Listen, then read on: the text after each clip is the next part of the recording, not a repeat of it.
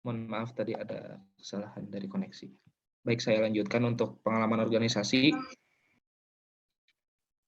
Ada Founder and President Sarang Tumpah Scholarship, Student Modeling at Klemira Hijab School.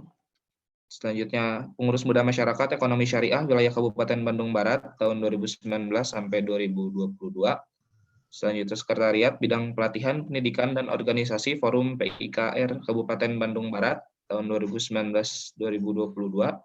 Ketua Forum PIKR Kecamatan Parongpong 2018 sampai 2021. Sekretaris Umum DRM Al-Ahqaf SMK Negeri 1 Bandung tahun 2017 sampai 2018 dan Ketua Pelaksana di beberapa event Sekolah Menengah Kejuruan Negeri 1 Bandung. Baik, untuk mempersingkat waktu, saya persilahkan kepada pemateri untuk memaparkan materinya. Mangga kepada Teh Putri Andini, dipersilahkan.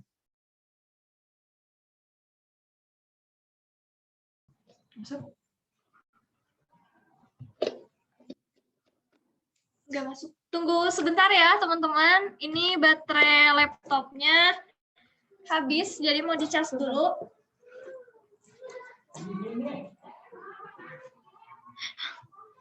Masuk. Sip, aman. Oke, bismillahirrahmanirrahim. Assalamualaikum warahmatullahi wabarakatuh. Waalaikumsalam warahmatullahi wabarakatuh. Waalaikumsalam warahmatullahi wabarakatuh. Sebelumnya saya ucapkan terima kasih kepada Teh Ditia dan Kang Asep serta rekan-rekan yang lain dari jurusan Pendidikan Akuntansi Universitas Pasundan yang telah mempercayakan saya sebagai pemateri pada kajian pendidikan hari ini. Sebelumnya mungkin tadi udah disinggung sedikit sama Kang Asep bahwa sekarang saya sedang merintis komunitas sosial namanya Lebah Cerdas Indonesia yang tadi dibilang Sarang Tumpah, yang sekarang sudah berganti nama menjadi Lebah Cerdas Indonesia, dan alhamdulillah diamanahi juga sebagai Duta Generasi Berencana Provinsi Jawa Barat 2020, dan sekarang diamanahi sebagai Ketua Bidang Pendidikan dari Jabar Bergerak Kabupaten Bandung Barat. Untuk teman-teman semua, mungkin pembahasan kali ini akan mengarah pada potensi diri. Dipersilahkan kepada operator untuk menampilkan materi PowerPoint-nya, mungkin supaya lebih terarah juga pembicaraan kita kali ini. Dan bagi teman-teman yang mau bertanya, ketika pematerian sedang berlangsung, dipersilahkan untuk mengetik pertanyaannya di kolom chat, nanti biar dibacakan oleh Kang Asep. Untuk operator sudah bisa ditampilkan? Baik, oke, terima kasih. Kita sekarang, kajian pendidikan kita pada hari ini mengenali potensi diri sebagai langkah awal untuk mensukseskan masa depan. Boleh dilanjut? Sekilas mungkin tentang diri saya, nama Putri Andini, usia 20 tahun, asal dari Kabupaten Bandung Barat, sekarang sebagai tim Public Relation PT Ordivo Teknologi Indonesia. Mana minta uang, lupa. Untuk seluruh partisipan, harap meng-off-kan mic-nya agar tidak mengganggu konsentrasi dari teman-teman yang lain. Selanjutnya,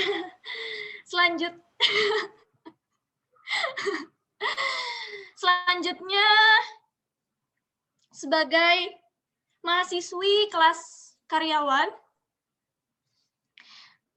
di Universitas Nasional Pasim, lalu founder dan presiden Lebah Cerdas Indonesia, menjabat juga sebagai Duta Generasi Berencana Jawa Barat, Young Enablers dari TLE Education, Universitas Pajajaran, bidang pendidikan Jabar Bergerak Kabupaten Bandung Barat, dan bidang kaderisasi Forum PIK Remaja Kabupaten Bandung Barat. Mungkin itu sekilas tentang diri saya.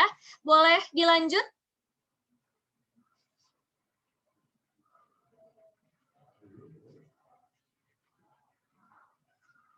Nah, di sini saya memberikan sedikit kutipan, kenali dirimu sebelum mengenali orang lain. Kenali potensi dirimu sebagai kunci keberhasilan targetan hidupmu. Kenapa sih banyak dari kita lebih senang mengomentari, menilai dulu orang lain, tetapi lupa untuk menilai diri sendiri. Lupa untuk mencari jati diri sendiri, bahwa kita ini sebenarnya siapa, hal apa yang harus diri kita lakukan, hal apa yang harus diri kita perbaiki, diri kita sendiri mau dibawa kemana. Mohon maaf teman-teman kalau misalkan ada suara bising di sini karena lagi ada yang motong rumput ya. Mudah-mudahan suara saya masih bisa terdengar jelas ya di akun di room Zoom ini ya. Oke, saya lanjut tentang kenapa sih. Apakah ada suaranya? Ada Teh, jelas. Oke, terima kasih. Lalu selanjutnya, kenali potensi diri sebagai kunci keberhasilan targetan hidup. Kenapa sih? Sebelum menentukan kita mau menjadi apa, kita harus mengenali potensi diri terlebih dahulu, gitu. Karena potensi diri ini menjadi kunci terpenting dalam kita menentukan kita akan menjadi apa. Ketika targetan hidup kita sudah ada, tetapi itu tidak sesuai dengan potensi yang diri kita miliki, itu goals-nya nggak akan maksimal gitu. Nggak akan, ya bisa saja tercapai, tapi mungkin tidak akan maksimal. Makanya kenapa sih penting banget mengenali potensi diri? Boleh dilanjut?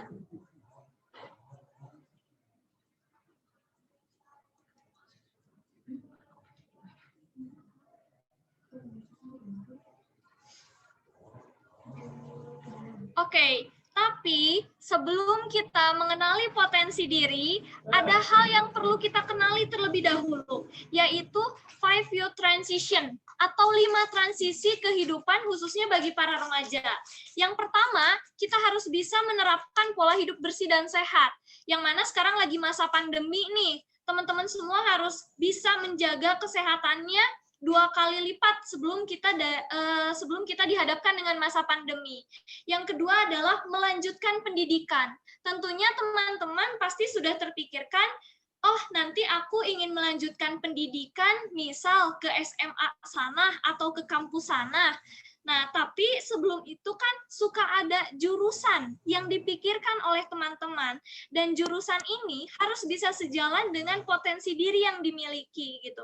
Karena contohnya, saya pun sebenarnya adalah mahasiswi jurusan akuntansi, tapi pekerjaan saya sekarang adalah seorang public relation gitu ya.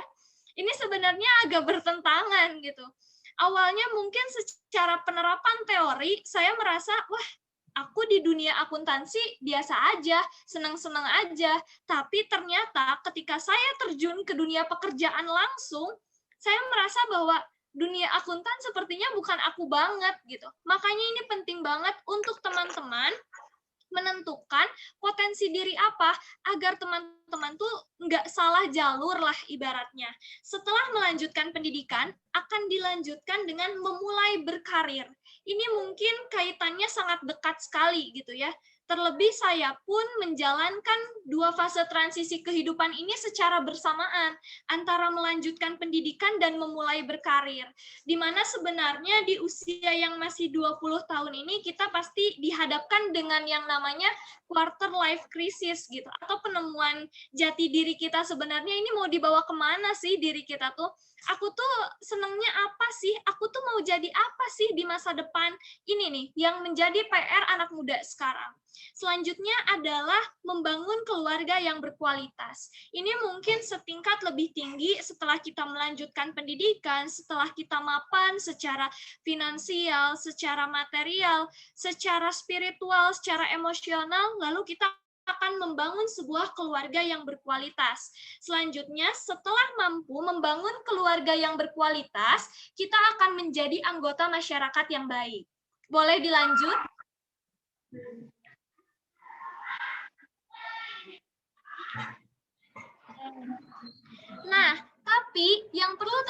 teman-teman ketahui, apakah potensi diri itu sih sebenarnya? Jadi, potensi diri ini merupakan suatu kemampuan yang berasal dari dalam diri yang berwujud ataupun tak berwujud, yang bisa dimanfaatkan secara maksimal. Namun sayangnya, dari kita ini banyak yang tidak menyadari bahwa oh, aku tuh punya potensi diri ini gitu. Tapi aku tidak menyadari hal itu, alhasil hal itu tidak bisa dimanfaatkan secara maksimal gitu. Maka dari teman-teman harus tahu dulu potensi diri itu adalah sesuatu yang aku tuh mampu, aku tuh bisa gitu. Dan itu yang harus kita sadari. Contoh, saya dulu mungkin tidak begitu menyadari bahwa potensi diri saya ada di public speaking.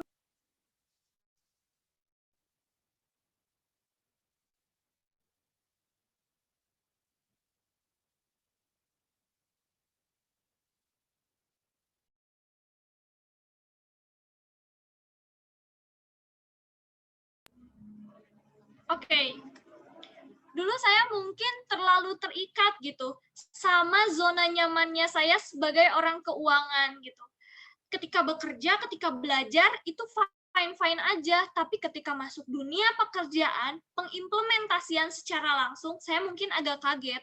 Itulah kenapa, karena di awal mungkin saya tidak menyadari potensi diri sebenarnya dalam diri saya itu apa gitu. Boleh dilanjut?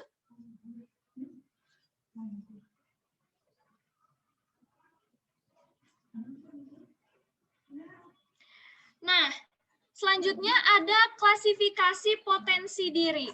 Yang kita pikirkan, potensi diri itu adalah hal kayak, wah aku bisa masak, wah aku bisa bermain alat musik, kayak gitu kan. Tetapi klasifikasi potensi diri itu sebenarnya terbagi menjadi 3. Yang pertama ada kemampuan dasar.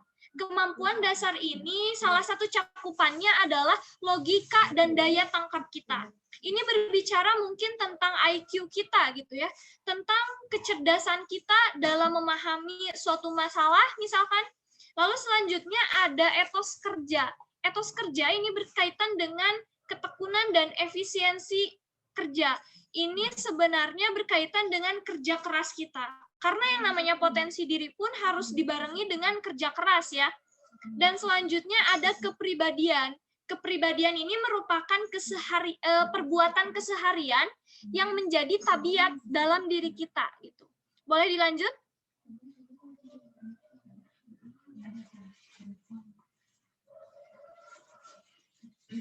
Nah, lantas bagaimana cara mengenali potensi diri teman-teman semua? Yang pertama, teman-teman harus menetapkan dulu tujuan. Tujuan teman-teman mau apa dan mau menjadi apa gitu. Contoh, saya pribadi, tujuan saya pengen menjadi orang yang bermanfaat untuk banyak orang, ingin punya NGO yang profesional, ingin sukses dalam berkarir. Lalu di sana baru saya membuat life plan hidup gitu, rencana kehidupan saya gitu, dimana life plan ini nanti akan dijelaskan di slide selanjutnya. Ini sangat penting gitu supaya kita tidak ibaratnya nggak keluar dari jalurnya gitu, karena kita ini kan ibarat kereta yang sedang menempuh jalurnya ya, jangan sampai tujuan kita kemana malah nyasar nantinya. Lalu yang kedua, bergaul dan mencoba hal baru yang bersifat positif. Kenapa sih bergaul itu sangat-sangat penting, terkhusus bagi kita sosok kaum milenial dan zilenial? Karena dengan bergaul, teman-teman ini akan memiliki relasi yang luas gitu. Dari relasi itu, teman-teman akan bertemu orang-orang yang berbeda sifat, berbeda pemikiran, punya ide-ide baru. Dari sana teman-teman akan banyak belajar, banyak bertukar pengalaman teman-teman seperti apa gitu, supaya teman-teman bisa lebih menentukan ke depannya apa yang harus teman-teman lakukan dan apa yang harus teman-teman hindari. Selanjutnya adalah bertanggung jawab dan komitmen gitu. Atas semua yang teman-teman lakukan, sebelumnya ada yang kelewat, mencoba hal baru yang bersifat positif. Saya berbagi sedikit pengalaman mungkin ya. Dulu saya bekerja sebagai staf keuangan yang kayaknya rasanya hidup ini cukup deh, kuliah, kerja, udah cukup aja. Lalu ada teman yang menyarankan saya untuk membentuk komunitas sosial. Awalnya saya nggak percaya diri gitu untuk membangun komunitas sendiri, yang ibaratnya komunitas sendiri itu perancangan sistemnya harus dirancang oleh diri kita sendiri gitu. Terlebih di tengah-tengah pembagian waktu antara kuliah dan bekerja yang bukan main gitu. Alhasil saya memberanikan dirilah untuk mencoba hal tersebut, dan mungkin itu hal baru gitu. Karena berbicara soal komunitas sosial dengan jurusan yang saya tempuh, pekerjaan yang saya tempuh, mungkin itu agak jauh ya. Tapi saya berusaha mencobanya. Alhasil, alhamdulillah terciptalah Lebah Cerdas Indonesia yang mungkin baru kurang lebih sekitar 4 bulan baru didirikan gitu. Yang mungkin sedikitnya bisa bermanfaat untuk teman-teman semua, terkhusus para orang-orang yang sudah mengikuti Instagram dari Lebah Cerdas gitu. Bisa berdampak juga sedikitnya untuk masyarakat di tengah-tengah semua kesibukan pengurusnya.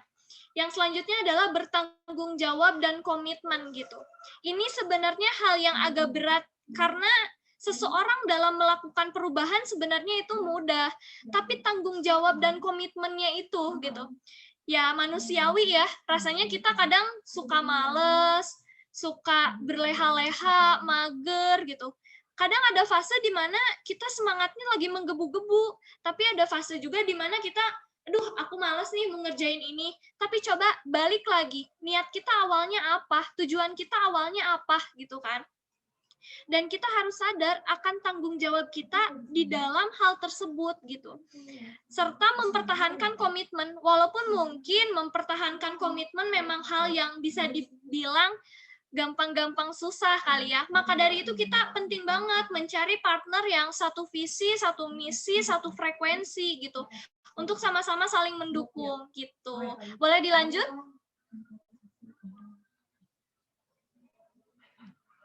Nah, lalu siapakah aku dan mau jadi apakah aku? Bisa dilanjut ke slide selanjutnya.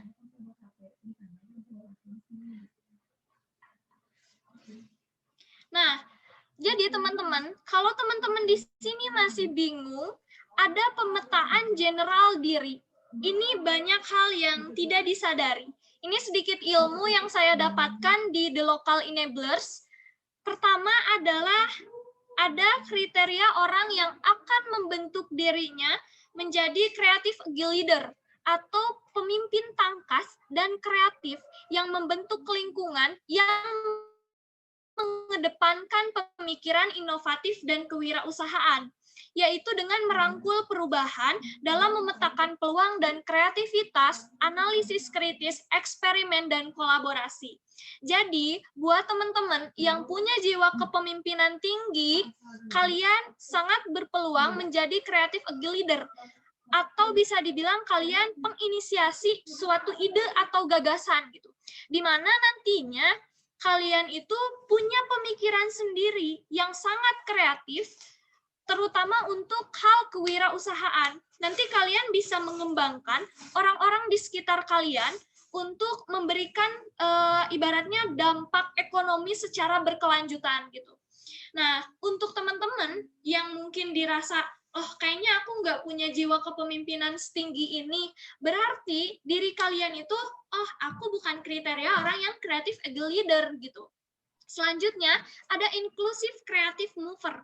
Nah, ini adalah penggerak dalam strategi digital kreatif yang sesuai zaman dan berprinsip, serta menyertakan semua orang terlibat tanpa ada yang tertinggal sebagai budaya kerja, teori manajemen, dan tren teknologi sampai desain yang berorientasinya sangat berdampak. Kalau tadi, creative agile leader itu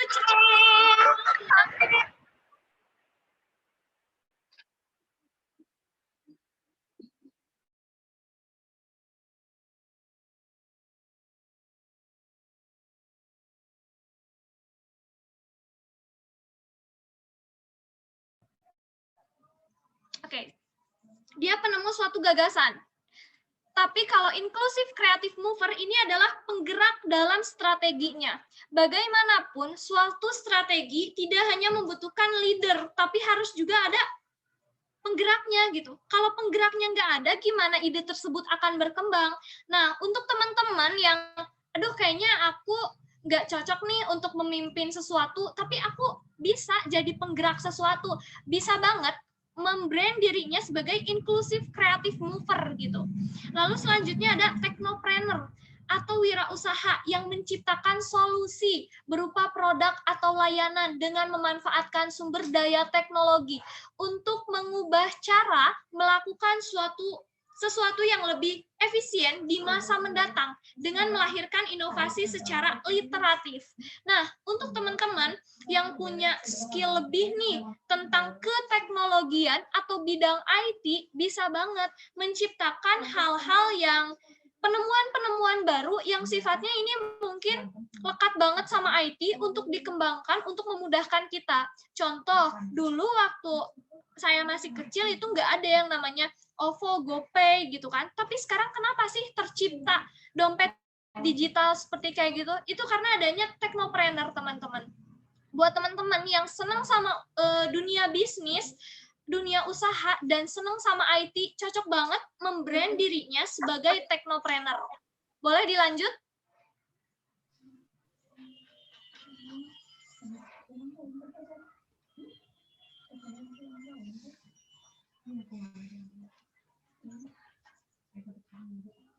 Nah, selanjutnya yang keempat ada future engineer atau orang yang memiliki keterampilan mengubah imajinasi menjadi produk inovasi yang mempermudah kehidupan manusia dalam melakukan sesuatu. Ini erat kaitannya dengan technopreneur sebenarnya. Cuman ini ada mengubah imajinasi menjadi produk inovasi.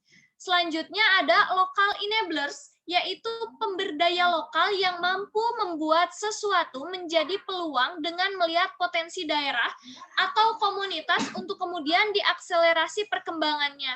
Jadi teman-teman, ada satu cerita anak muda yang dia memahami dulu daerahnya ini sebenarnya memiliki sumber daya alam apa sih. Setelah memiliki hal tersebut, pemuda tersebut membuat komunitas, lalu membuat suatu produk gitu. Salah satunya ada di daerah, kalau nggak salah daerah Cimahi, rekanan saya di The Local Enablers, dia itu di sana pemanfaatan yogurt, jadi dia memberdayakan orang-orang di sekitar untuk menjadi pegawainya gitu. Nah, ini adalah Local Enablers gitu. Boleh dilanjut?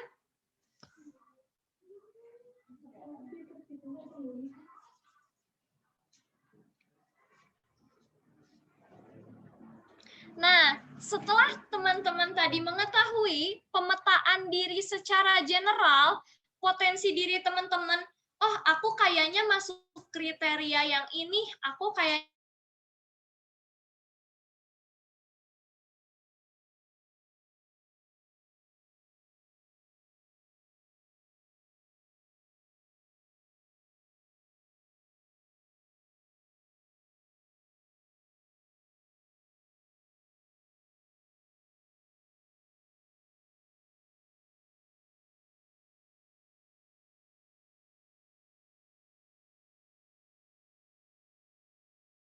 jangan sampai teman-teman memilih jalan yang enggak gitu untuk mendapatkan harta tersebut gitu. Boleh ditampilkan lagi slide PPT-nya?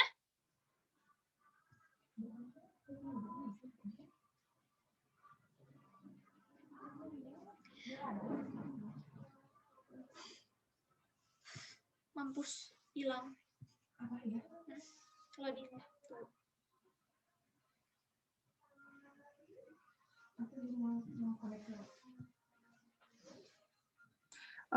Maaf Teh Putri, tadi sinyalnya hilang. Ini lanjut yang slide ini.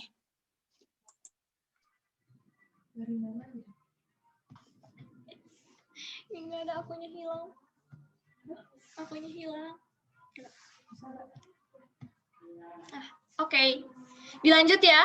Yang selanjutnya ilmu yang dimiliki. Pertama, ilmu apa sih yang teman-teman ingin miliki? Skill apa sih yang ingin teman-teman miliki gitu? Lalu ilmu itu akan implementasikan kemana gitu. Nggak cuma sekedar dari mana aku akan mendapatkan ilmu, tapi ilmu aku akan diimplementasikan kemana. Yang selanjutnya, kriteria pasangan yang dibutuhkan. Kenapa sih penting banget bagi kita semua untuk menentukan kriteria pasangan yang kita butuhkan? Contoh, ketika kita cita-citanya mau jadi pejabat, tapi kriteria pasangan kita ini kriteria orang yang nggak bisa dijudge sama orang, itu kayaknya ya udah, dia bakal tersiksa, dia bakal ngerasa hidup di lingkungan yang toksik gitu. Padahal sebenarnya yang namanya menjadi pejabat, menjadi tokoh publik, pro dan kontra itu selalu sangat berimbang gitu. Makanya mentalnya itu harus mental yang kuat gitu. Makanya penting banget karena kriteria pasangan juga akan menentukan dukungan kalian untuk menentukan goals life planning kalian ke depannya seperti apa. Yang selanjutnya adalah aset yang dimiliki. Kalian ingin punya aset sebanyak apa sih yang dimiliki di masa depan? Contoh, pengen punya berapa apartemen, pengen punya berapa rumah, pengen punya berapa mobil. Ini penting banget, teman-teman. Boleh dilanjut ke slide selanjutnya?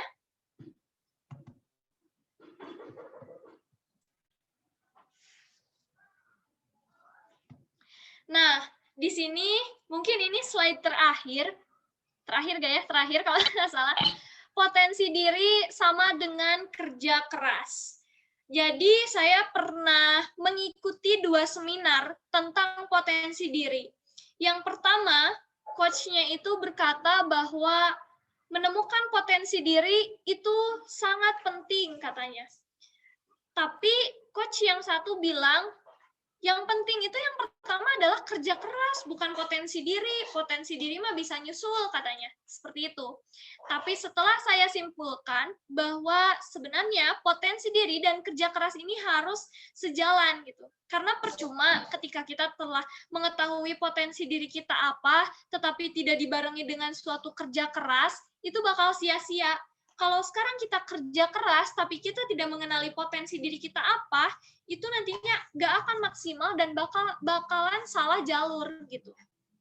Ibaratnya kayak gini ya, contoh perumpamaannya ya. Ketika sekarang Pak Jokowi kita suruh untuk main sepak bola, gabung jadi timnas gitu. Rasanya Pak Jokowi nggak akan mampu gitu, karena ya potensi diri Pak Jokowi bukan di situ, teman-teman. Nah, makanya kenapa potensi diri dan kerja keras ini adalah bahasa akuntansinya mah harus balance, harus seimbang gitu. Ketika potensi dirinya sudah ditemukan, kerja kerasnya maksimal, tujuan teman-teman itu bakal tercapai.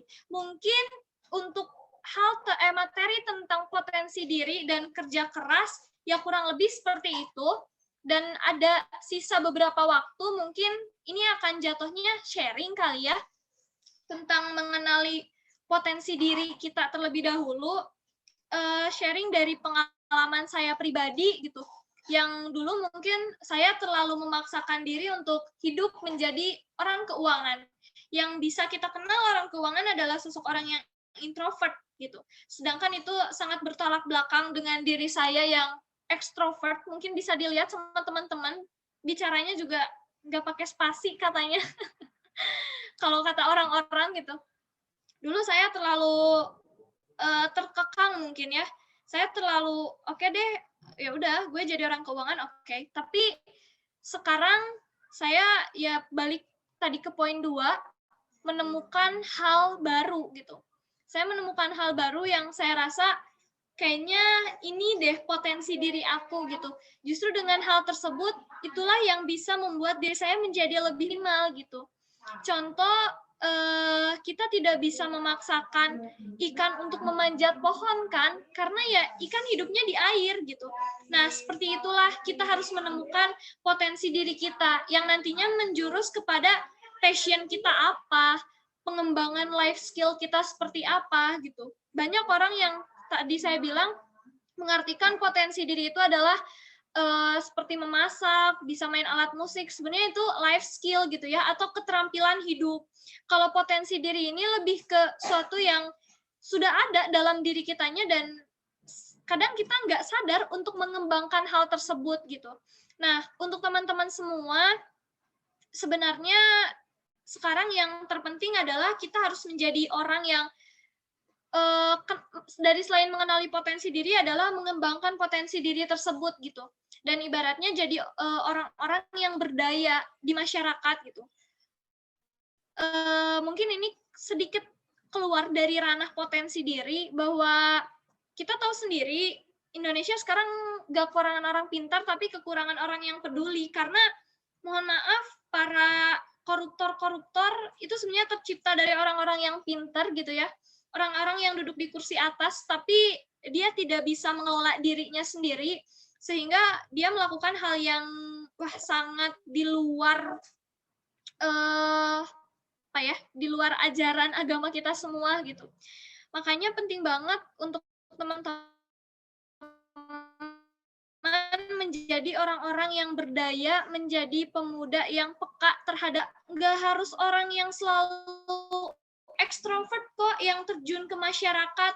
Contoh nih, ada teman saya, dia tuh introvert orangnya, tapi dia rajin buat konten di IG gitu. Dia desain grafisnya bagus, dia bikin tuh, karena dirinya berpotensi sebenarnya.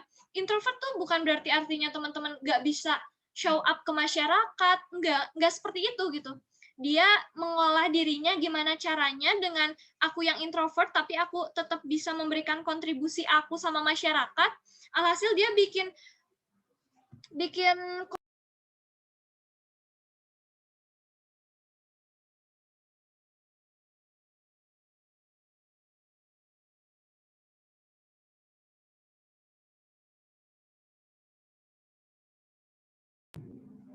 Oke, maaf ya teman-teman, barusan ada iklan dulu, jadi saya mute dulu. Sampai mana tadi? Sampai introvert ya.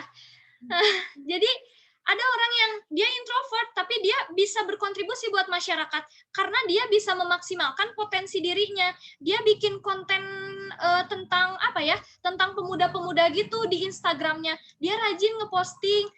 Seminggu sekali dia posting. Nah, itu adalah salah satu contoh bentuk memaksimalkan potensi diri yang dimiliki. Dan salah satunya, dia juga bisa jadi penulis buku gitu, yang mana sebenarnya buku ini merupakan suatu hal yang sangat bermanfaat bagi kita, karena kita nggak akan kenal dunia kalau kita nggak kenal buku gitu ya. Karena di buku ini banyak banget insight-insight baru, ilmu, wawasan yang bisa kita dapatkan gitu. Itu juga merupakan hal dari bentuk pengembangan potensi diri gitu. Nah, untuk bekerja keras ini juga lekat kaitannya dengan tadi poin klasifikasi poin ketiga tentang kepribadian kita gitu. Ada orang yang mungkin dia males-malesan. Nah, gimana caranya sekarang teman-teman tuh nggak cuman jadi kaum rebahan, terlebih sekarang semuanya serba online.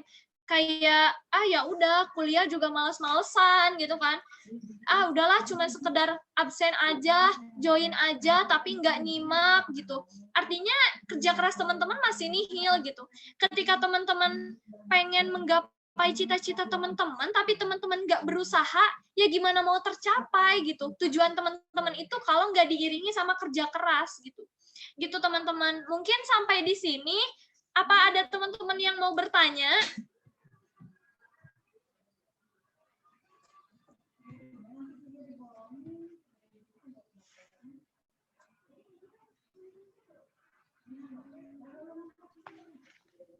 Mangga untuk teman-teman dari peserta kajian pendidikan hari ini. Apabila yang ingin bertanya, silahkan bisa raise hand ataupun bisa melalui kolom chat. Ini ada pertanyaan dari Kak Iwan dari Bandung. Permisi, selamat pagi Kak. Perkenalkan, nama saya Iwan Kurniawan dari Kabupaten Bandung. Izin bertanya kepada Kak Putri mengenai potensi diri. Saya masih bingung nih Kak, dalam menentukan potensi diri dan passion saya. Saya berkuliah jurusan bisnis, tetapi minat saya lebih ke bidang pendidikan. Nah, bagaimana sih Kak cara menemukan passion terbaik melalui penggalian potensi diri versi Kak Putri? Terima kasih banyak. Jadi intinya, Kak Iwan ini bingung katanya menemukan potensi dan passion dia berkuliah di jurusan bisnis, tetapi memiliki minat di bidang pendidikan. Oke, terima kasih Kang Asep yang sudah membacakan pertanyaan dari Kang Iwan. Jadi bingung nih, oke. Kenapa tidak mengkolaborasikan dua hal tersebut gitu? Contoh, sekarang Kang Iwan berkuliah di jurusan bisnis, tapi setelah Kang Iwan mempelajari hal bisnis, Kang Iwan punya ketertarikan lain untuk pengembangan di dunia pendidikan gitu. Nah, sekarang tuh banyak loh mentor-mentor, coach gitu, yang dia tuh seseorang yang mengerti lah di dunia bisnis, tapi dia ingin menyalurkan ilmunya juga gitu. Nah, kalau misalkan Kang Iwan juga tertarik di dunia pendidikan, coba deh kolaborasikan antara bisnis dan pendidikan gitu. Mengkolaborasikan dua hal ini dengan versinya Kang Iwan gitu. Nah, bisa aja nih Kang Iwan membentuk suatu suatu produk gitu ya, atau suatu komunitas, tapi komunitas itu nantinya bergerak di bidang startup, misalkan ya di startup dulu gitu, dimana di sana Kang Iwan secara langsung bisa mengimplementasikan dua hal tersebut.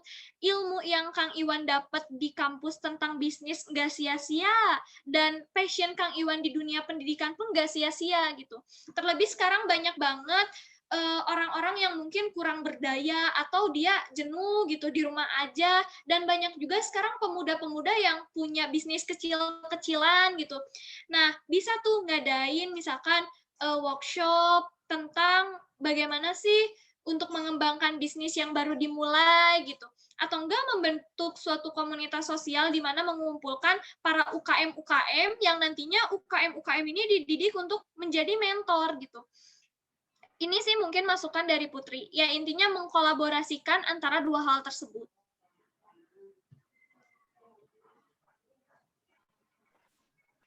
Bagaimana Kang Iwan? Apakah sudah terjawab pertanyaannya? Siap Kak, sudah. Terima kasih banyak Kak Putri. Sama-sama. Ya, sama-sama. Mangga untuk yang lainnya apabila ada yang ingin dipertanyakan, bisa menanyakan secara langsung, raise hand terlebih dahulu, ataupun bisa melalui kolom chat ya.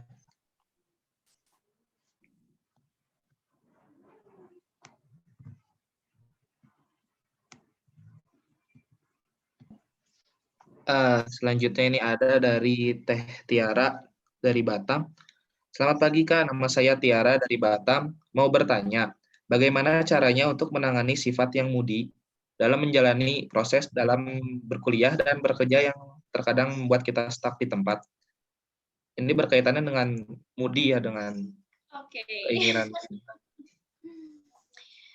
Berkaitan dengan moody, dengan keinginan kita, baik buruknya mood kita kadang berpengaruh juga terhadap kinerja dan hasilnya gitu kan. Makanya kenapa saya bilang kita sebagai makhluk sosial penting banget untuk mencari orang yang satu visi, satu misi, dan satu frekuensi gitu. Ibaratnya saya tidak memungkiri bahwa saya selalu bersemangat gitu ya. Saya pun ada fase-fasenya di mana wah saya males gitu. Tapi ketika kita punya teman yang dia satu frekuensi, dia akan membantu untuk menyadarkan kita gitu. Dengan kita mencari teman yang satu frekuensi, minimal ketika kita lagi males, ketika kita lagi nanti dulu deh gitu. Ada teman yang mengingatkan gitu untuk ayo dong, kan kita punya tujuan nih buat kayak gini. Nah, nantinya biasanya kita bakal semangat lagi nih. Nah, kalau misalkan soal tempat kerja yang membuat kita stuck di tempat gitu. Ini sebenarnya balik lagi sama perusahaannya. Ada memang perusahaan yang sangat senang karyawannya tuh show up di luaran gitu ya. Karena itu sebagai influencer perusahaan juga. Tapi ada beberapa perusahaan yang kayaknya kalau kamu udah di perusahaan A, kamu diem aja gitu. Nah, pertama, kenali diri dulu. Apakah kita orang yang introvert atau orang yang extrovert?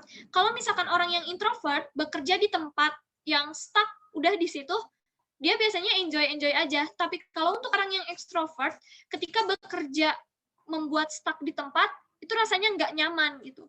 Dan disinilah harus berani keluar dari zona nyaman. Ini mungkin hal yang saya lakukan beberapa bulan yang lalu ketika saya resign dari pekerjaan saya.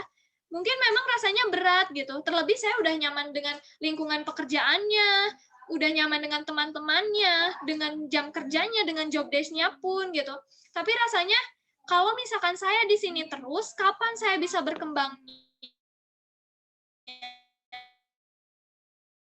Kalau kita yang nggak akan maju-maju gitu. Makanya kita harus punya keberanian dan harus punya perancangan strategi yang udah matang untuk keluar dari zona nyaman itu.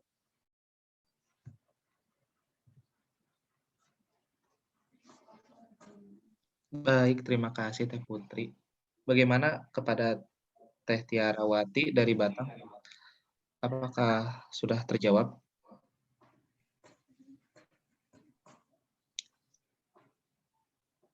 Oh, ini ada selanjutnya ada raise hand dari Teh Aurora Monica. Kang, mohon maaf nih, iya. Sebelumnya ada Banget. pertanyaan yang private, kirim chatnya private langsung saya. Oh, Boleh iya, saya Mbak. bacakan dulu? Ya, silakan. Saya nggak akan sebutkan namanya dan dari mana.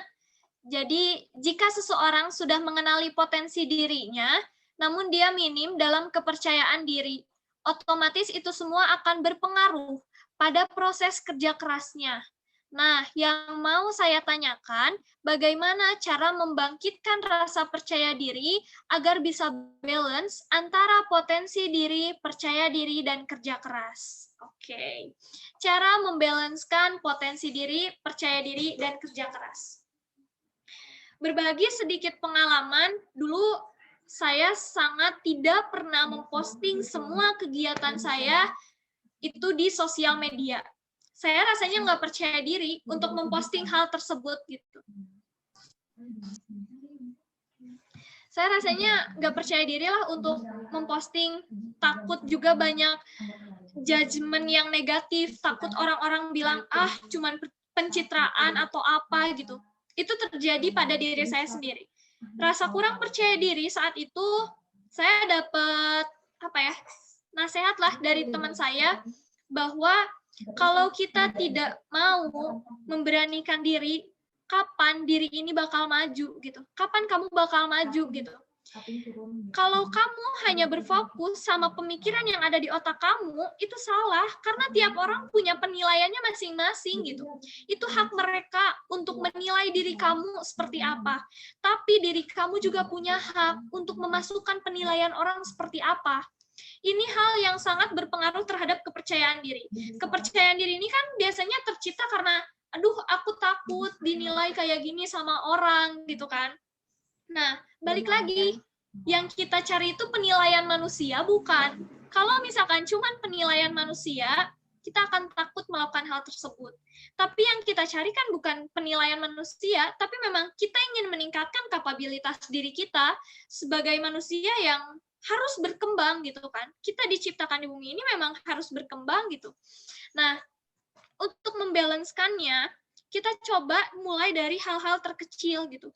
Dulu saya mungkin 1 tahun yang lalu, saya belum sepercaya diri ini dalam menjadi pemateri gitu, di beberapa acara-acara webinar seperti ini gitu. Saya pun nggak percaya sama diri saya bakal ada di titik ini, bakal bisa sharing sama teman-teman gitu ya. Karena ya dulu nggak punya rasa percaya diri untuk membagikan hal-hal baik gitu. Ya selama hal yang kita bagikan itu hal baik, ya itu nggak jadi masalah gitu. Makanya ketika kita udah mengenali nih potensi diri kita apa, kita coba deh lakuin dulu dari hal-hal terkecil. Saya pun dulu nggak langsung jadi pembicara di mana, sama sekali enggak gitu. Saya berusaha waktu itu ikut dulu kelas public speaking gitu. Itu mungkin satu tahapan, naik satu tangga kali ya, untuk memberanikan diri saya berbicara di depan publik gitu. Setelah itu saya ikut ajang duta, di sana public speaking saya lebih terlatih juga gitu. Dan alhasil saya berani mendirikan NGO sendiri, mengisi webinar gitu. Nah, maka dari itu step by step lah, yang ibaratnya untuk memaksimalkan hal tersebut nggak bisa langsung wow gitu. Karena bagaimanapun ketika khususnya anak akuntansi ini pasti tahu ketika kita mengerjakan laporan keuangan pun itu nggak bisa langsung ke laporan keuangan ya. Kang Asep betul kan kayak gitu ya? Tapi itu step by step gitu. Harus kita lakukan dari hal-hal terkecil, dari membuat jurnal dulu, ke buku besar dulu. Baru setelah itu, baru kita terciptalah suatu laporan keuangan. Seperti itu dalam kehidupan juga. Kita nggak bisa langsung kayak, udah nggak percaya diri, terus udah down, nggak bisa kayak gitu. Sampai kapan mau majunya kalau tetap kayak gitu? Mungkin itu untuk pertanyaan yang dari tadi siapa ya? Yang tadi private ya ke saya. Boleh Kang Asep dibacakan pertanyaan selanjutnya? Ya, siap. Terima kasih Teh Putri. Selanjutnya tadi ada dari Teh Aurora ya. Mana yang tadi? Oh, ini. Bagaimana cara mengenali diri kita sendiri? Apakah kita ini termasuk ke orang yang introvert ataupun extrovert? Bagaimana cara mengenali antara kedua sifat tersebut?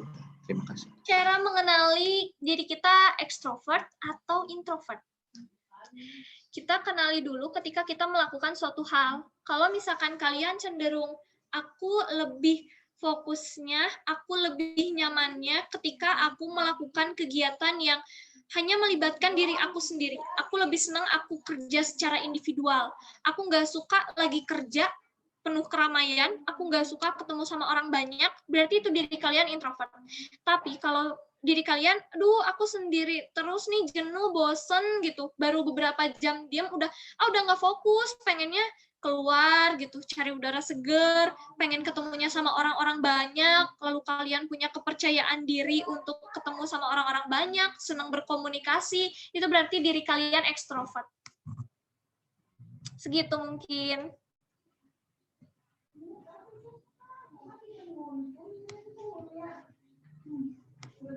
Boleh dilanjut? Baik, terima kasih. Baik, dilanjut ya. Dari pertanyaan Teh Rizka. Assalamualaikum Kak, dari saya Rizka dari Lubuk Linggau. Mau bertanya bagaimana apabila kita sudah mengenali potensi diri dan sudah dalam proses perihal suatu goals ya, dalam suatu progres. Tapi suka down karena cibiran orang sekitar. Mengapa?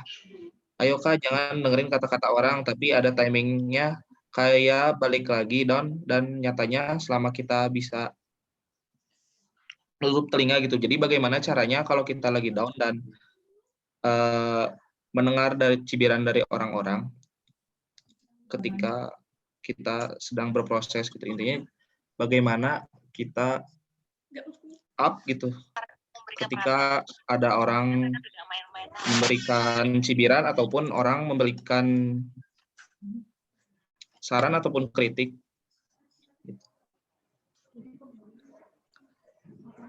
Bagaimana caranya juga untuk menguatkan diri kita dalam posisi seperti itu gitu.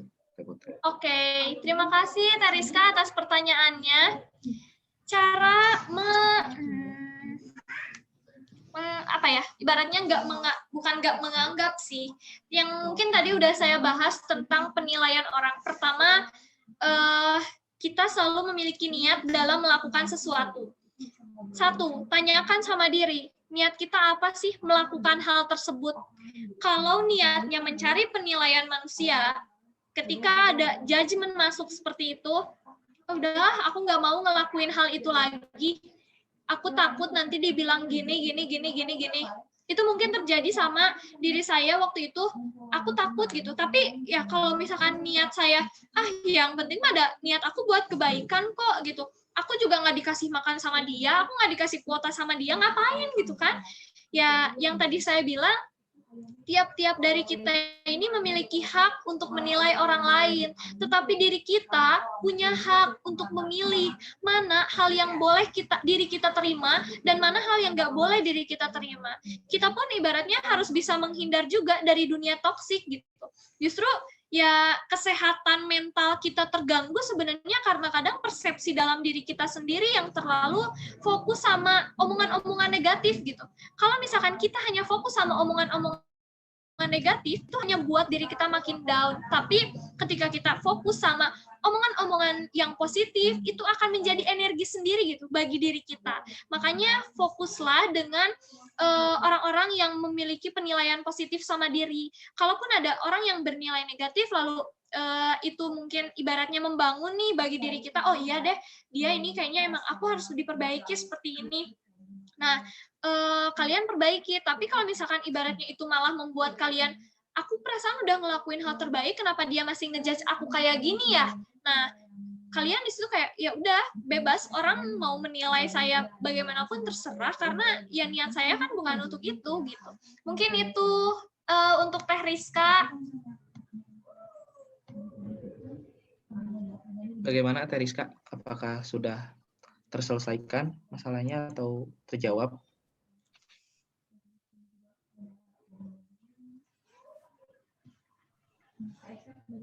Oh baik, mungkin Teh Rizka ada gangguannya. Kita lanjut saja ke pertanyaan selanjutnya. Dari Nadia dari Jakarta. Izin bertanya, seperti apa yang tadi Kak Putri terangkan, bahwa potensi dan kerja keras itu harus balance ya. Nah, di sini poinnya kita harus mengenali potensi kita dulu, baru bekerja keras. Atau bekerja keras terlebih dahulu, secara tidak langsung, potensi diri itu ada. Bagaimana jadi? Apakah harus bekerja keras terlebih dahulu, baru mengetahui potensi dirinya, ataupun kita mengetahui potensi diri terlebih dahulu dan sambil bekerja keras lah, seperti itu.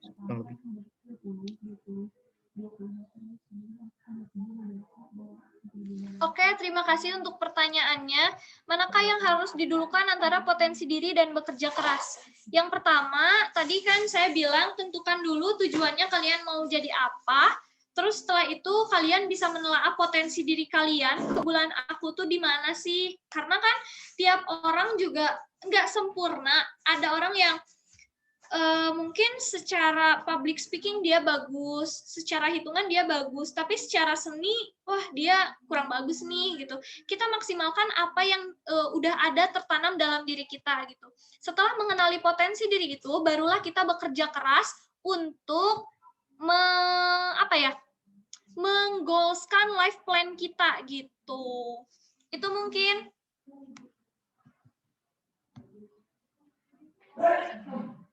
Apa?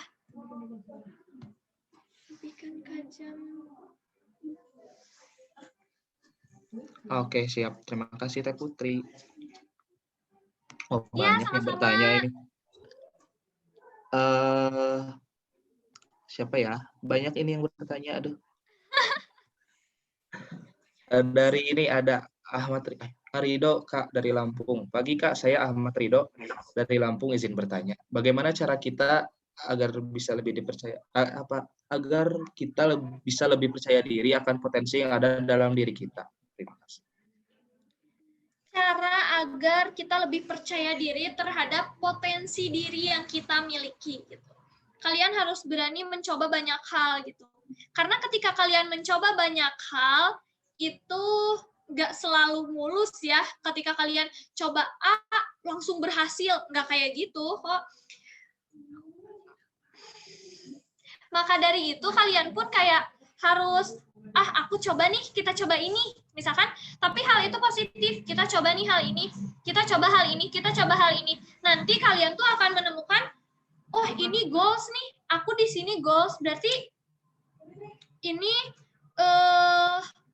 potensi diri aku maksimalnya di sini gitu. Mungkin seperti itu untuk percaya diri sama potensi diri yang dimiliki. Dan ya kalian harus mau nggak mau, suka nggak suka, harus berani menanamkan keberanian dalam diri kalian sendiri untuk show up lah ibaratnya, untuk mengembangkan diri. Yang tadi aku bilang di awal ya, kalau kalian nggak berani, gimana kalian mau bisa percaya diri gitu. Diri kalian sendiri aja nggak dipercaya, gimana mau percaya orang lain kan gitu ya. Mungkin seperti itu, Kang Asep. Ya baik, terima kasih Teh Putri. Mungkin kita lanjut lagi ya, selanjutnya dari pertanyaannya Teh Silti Ayu Rahmasari dari Unpas. Mohon izin untuk bertanya. Sebagian anak pasti ada yang meresahkan bahwa segala hal yang mereka lakukan ditentukan oleh orang tuanya. Nah, lantas bagaimana cara berkomunikasi dengan baik kepada orang tua agar kita dapat menentukan pilihan kita demi masa depan kita nanti? Sedangkan kan kita memiliki potensi lain, akan tetapi orang tua tidak mengizinkan kita. Jadi ini berkaitannya dengan izin orang tua ya, yang suka bertolak belakang dengan keinginan kita sendiri ya gitu. Bagaimana caranya kita untuk berkomunikasi baik dengan orang tua agar keinginan kita bisa tercapai dan potensi kita bisa muncul secara maksimal gitu. Oke, terima kasih Kang Asep. Terhadap kepercayaan orang tua dan potensi dalam diri yang suka bertolak belakang. Saya mengalami hal ini gitu ya, ketika dulu saya memegang prinsip khususnya untuk yang beragama Islam, ridhollah fi ridhol walidain. Restunya Tuhan adalah restunya orang tua. Yang mana kalau orang tua udah bilang A, ya A. Kalau orang tua bilang B, ya B gitu. Baratnya kayak gitu. Dulu saya masuk jurusan akuntansi waktu SMK itu sebenarnya keinginan orang tua. Saya akhirnya terkecimplung ke dunia keuangan juga itu keinginan orang tua gitu. Maka dari itu saya nurut dulu awalnya gitu. Saya pengen dulu kuliah tuh jurusan hukum gitu atau enggak ke Vkom jadi ilmu komunikasi gitu. Tapi sayangnya orang tua nggak merestui gitu. Cuman lambat laun saya menjadikan potensi diri yang saya miliki ini sebagai suatu passion yang saya kembangkan gitu. Karena di luar pekerjaan, di luar kuliah, saya senang dengan public speaking. Saya coba untuk jadi pembicara di beberapa kegiatan. Saya coba untuk nge-MC gitu. Alhasil sekarang saya dapat pekerjaan di dunia PR gitu. Ini sebenarnya sangat jauh gitu kan. Nah, ini sebenarnya suatu pembuktian bagaimanapun kita sebagai anak jangan menentang juga keinginan orang tua gitu. Kita ikuti dulu aja apa yang orang tua mau, apa yang orang tua ingin gitu. Tapi di luar itu kita pun harus bisa sambil mengembangkan potensi yang diri kita miliki. Ibaratnya kalau saya ngejadiin dunia public speaking ini suatu hiburan lah awalnya tuh ketika saya lagi jenuh sama dunia keuangan gitu. Oke.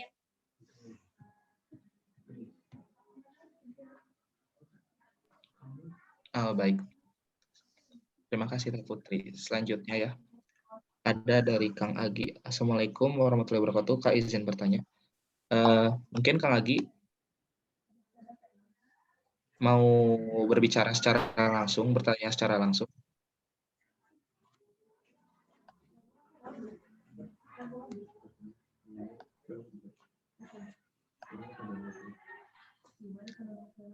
Bagaimana Kang Agi?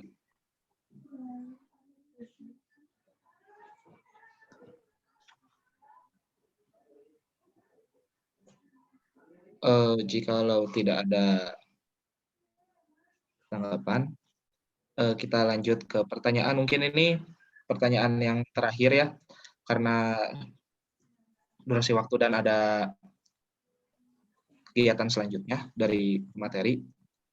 Maka ini dari Satuna Masyarakat dari Pontianak, Kalimantan Barat. Saya kan mengikuti organisasi ya, namun saya orangnya tuh introvert, tetapi saya berkeinginan untuk berkecimpung di kemasyarakatan.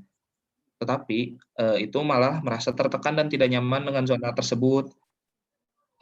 Kemudian saya berpikir untuk keluar organisasi dan ingin mencari cara yang sesuai dengan diri sendiri untuk mengembangkan potensi diri tersebut.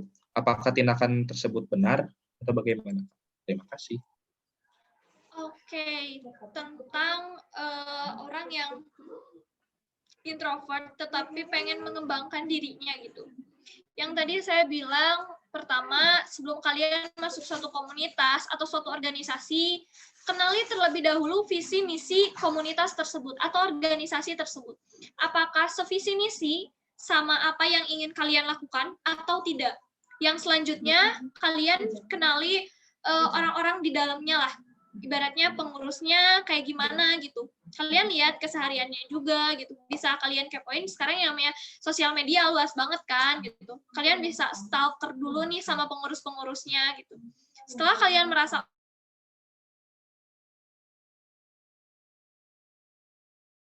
gitu. Nah, kalau misalkan kalian merasa nggak nyaman di suatu organisasi atau kalian merasa kenapa ini jadi dunia yang toksik ya buat aku gitu. Memang baiknya kalian untuk nggak salah ketika kalian untuk melepaskan diri kalian dari komunitas tersebut gitu. Karena itu takutnya mengganggu kesehatan mental kalian juga kan. Nah, baiknya carilah komunitas yang lebih se-frame sama kalian yang nanti kalian pun bisa lebih mengembangkan diri kalian secara maksimal. Mungkin seperti itu. Ya, baik. Terima kasih, Teh Putri. Barangkali sesi tanya jawab saya tutup ya. Izinkan saya untuk membacakan kesimpulan dari materi yang dimaparkan oleh Teh Putri tadi. Kesimpulan dari mengesimpulan dari Putri tadi, mengizinkan oleh Teh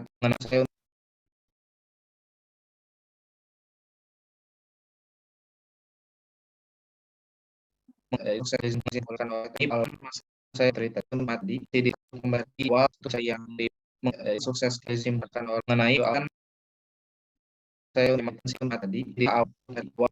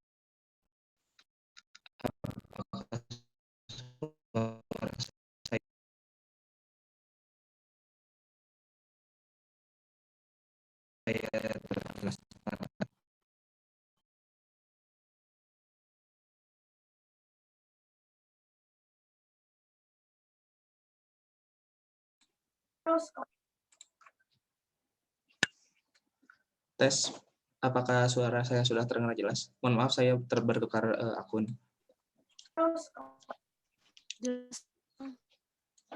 Baik, untuk kesimpulan dari materi potensi diri, langkah awal sukseskan masa depan. Potensi diri menjadi kunci terpenting dalam mencapai goals. Maka tes sangat penting dalam memahami potensi diri tersebut. Maka selanjutnya ada 5 transisi kehidupan selama masa remaja. Kita harus bisa menerapkan pola hidup bersih dan sehat dalam memahami potensi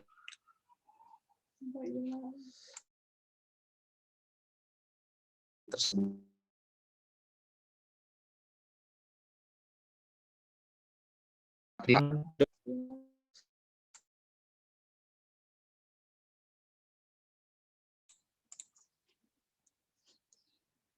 Hilang. Untuk selanjutnya, melanjutkan pendidikan. Ketiga, memulai berkarir. Keempat, membangun keluarga yang berkualitas dan menjadi masyarakat yang baik. Dan menjadi masyarakat yang baik.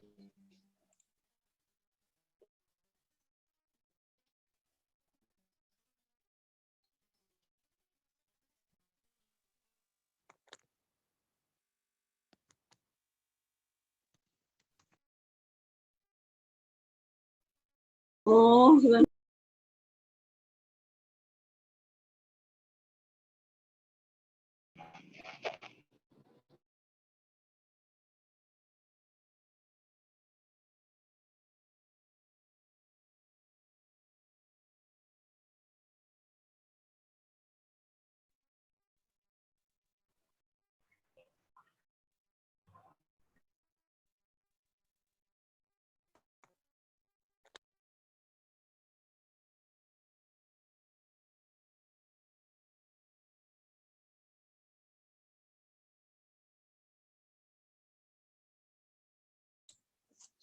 Tes. Apakah suara saya terdengar? Terdengar, Kang. Oh iya, hatur nuhun teh. Baik, dilanjut ya. Mohon maaf tadi ada kesalahan sebentar. 5 transisi kehidupan setelah masa remaja. Kita harus bisa menerapkan pola hidup bersih dan sehat. Selanjutnya, melanjutkan pendidikan. Ketiga, memulai berkarir. Selanjutnya, membangun keluarga yang berkualitas dan menjadi masyarakat yang baik. Apakah potensi diri itu? Potensi diri berasal dari dalam diri yang bisa dimanfaatkan secara maksimal. Dalam memahami potensi diri tersebut, kita harus bisa mengenali diri kita, mau bagaimana kita dibawa kemana, dan apa sih yang bisa kita manfaatkan secara maksimal. Kedua, klasifikasi potensi diri. Yang pertama itu berbicara dengan IQ dalam memecahkan masalah. Kedua, berkaitan dengan kerja keras. Ketiga, berkaitan dengan kepribadian, perbuatan keseharian dalam melakukan kegiatan dan berkaitan dengan tabiat. Ketiga, menerapkan tujuan. Menerapkan tujuan di sini yaitu kita harus bisa merumuskan atau kita bisa mengarahkan tujuan hidup kita. Saya mau dibawa kemana dan apa sih yang mau kita manfaatkan dalam diri kita. Dan berkaitan dengan menetapkan tujuan tersebut, kita harus menerapkan atau menentukan jalurnya sejak awal menentukan tujuan tersebut. Bagaimana sih? Apa sih yang kita akan ambil dan tetap di jalur itu. Kedua, bergaul dan mencoba hal baru yang positif. Ketiga, bertanggung jawab terhadap tujuan yang sudah kita pilih dan berkomitmen. Selanjutnya, ada pemetaan general diri. Ada 5 poin di sini. Yang pertama, creative agile leader atau penemu suatu gagasan. Kedua, inclusive creative mover atau sebagai penggerak. Yang ketiga, technopreneur atau seorang yang melahirkan inovasi secara literatif. Keempat, future engineer, yaitu erat dengan technopreneur, pengubah imajinasi menjadi produk inovasi. Yang kelima, sebagai local enablers atau pemberdaya lokal untuk membentuk peluang dan bermanfaat untuk di daerah sekitarnya. Dan selanjutnya, setelah kita mengenali diri sendiri, kita harus memikirkan produktif life plan ke depannya bagaimana. Pertama, kita harus memiliki target keuangan yang kita miliki. Kedua, mengenai ilmu yang kita miliki. Ketiga, kriteria pasangan yang kita butuhkan. Dan keempat, apa sih aset yang ingin kita miliki. Maka kesimpulan terakhir, potensi diri sama dengan kerja keras. Ada 2 penyampaian dari Teh Putri berkaitan dengan potensi diri atau kerja keras tersebut. Ada pandangan pertama mengenai potensi diri itu harus menjadi nomor 1. Dan pandangan kedua, yang menjadi nomor 1 itu harus kerja keras. Diambil kesimpulan, potensi dan kerja keras itu harus sejalan atau berkaitan. Apabila percuma, kita sudah memiliki atau sudah mengenali berkaitan dengan potensi diri, tetapi kita tidak memanfaatkannya atau kita tidak bekerja keras mengembangkan potensi diri tersebut, itu tidak akan ada manfaatnya. Maka potensi diri dan kerja keras itu harus balance tadi atau seimbang. Cukup penyampaian kesimpulan dari saya. Mohon maaf apabila ada kesalahan. Wassalamualaikum warahmatullahi wabarakatuh. Saya kembalikan kepada Teh Ditia sebagai penanggung jawab. Terima kasih.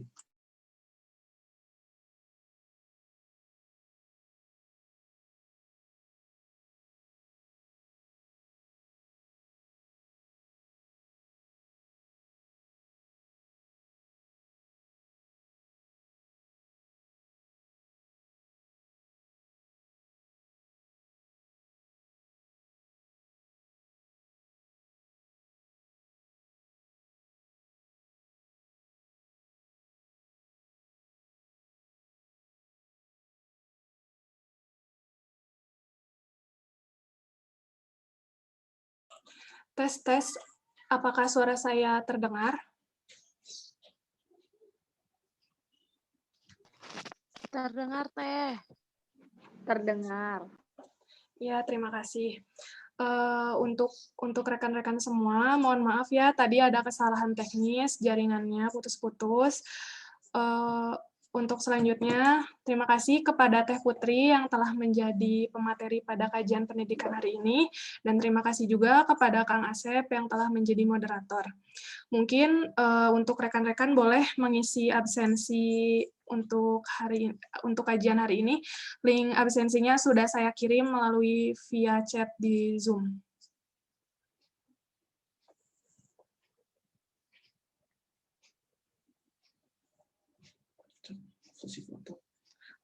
Mungkin untuk rekan-rekan semua boleh mengaktifkan kameranya. Kita akan melaksanakan sesi foto terlebih dahulu untuk dokumentasi.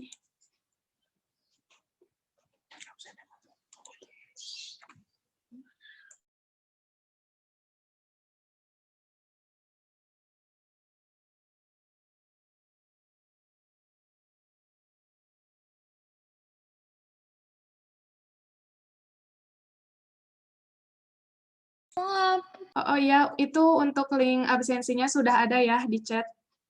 Silakan untuk mengisi. Lagi sok. Udah ada kan ya rekan-rekan?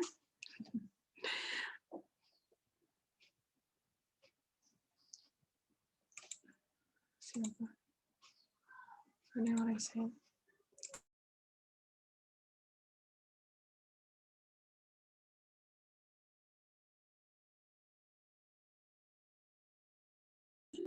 Oh iya, untuk selanjutnya kita sesi foto dulu ya.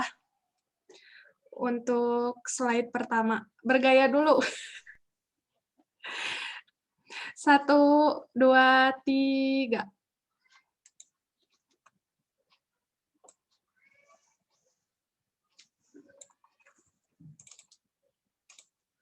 Udah. Slide kedua. Selanjutnya slide kedua ya. 1, 2, 3.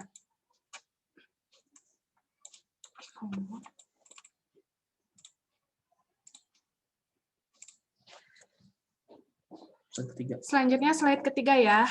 1, 2, 3.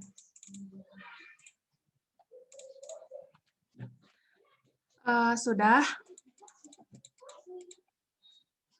Terima kasih kepada rekan-rekan semua yang telah mengikuti kajian pendidikan hari ini. Gimana semuanya udah pada ngisi absensinya?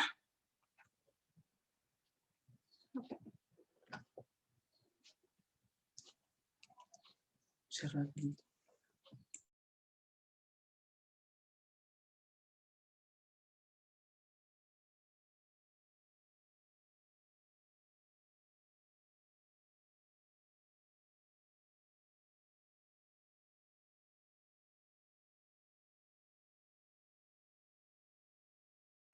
Saya beri waktu ya untuk mengisi absensinya. Oh ya, untuk pengisian instansi itu bisa berupa sekolah, atau perguruan tinggi, atau lembaga pekerjaan juga boleh.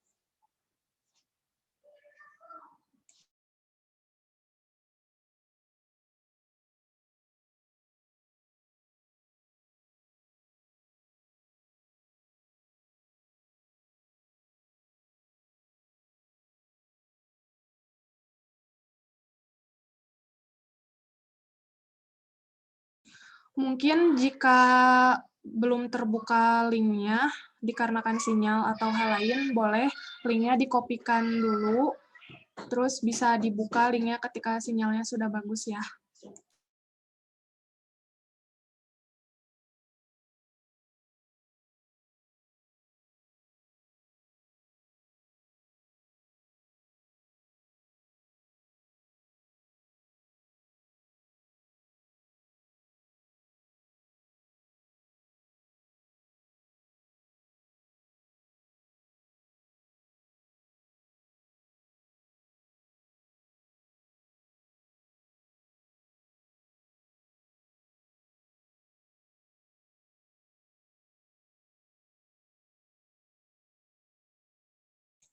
Ya, dicukupkan saja dari saya. Terima kasih kepada rekan-rekan semua yang telah mengikuti acara kajian pendidikan hari ini. Mungkin untuk pengiriman e-sertifikat nanti akan saya informasikan kembali di grup. Kemudian terima kasih dan mohon maaf bila selama acara berlangsung ini terjadi kesalahan teknis.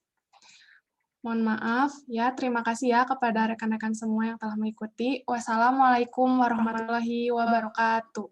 Waalaikumsalam warahmatullahi wabarakatuh. Waalaikumsalam warahmatullahi wabarakatuh. Terima kasih. Waalaikumsalam warahmatullahi wabarakatuh.